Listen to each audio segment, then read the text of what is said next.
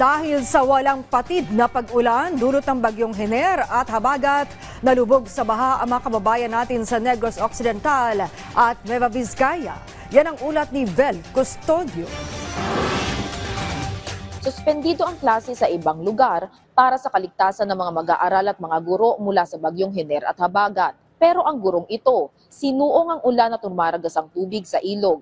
Ito ay para makatawid papunta sa kanyang mga estudyante sa Negros Occidental. Sa tulong ng isang residente, nakatawid ang guro sa ilog na hanggang dibdib ang lalim. Tasa nakatawid ang guro.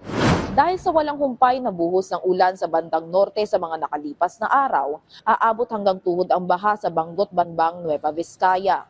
Sa videong ito nakuha ng isang netizen, makikita na pahirapan ang paglalakad ng mga residente sa lugar dahil sa malakas na current ng baha.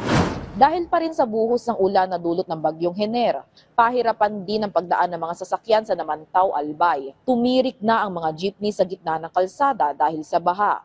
Sa ngayon, passable na ang mga nasabing kalsada.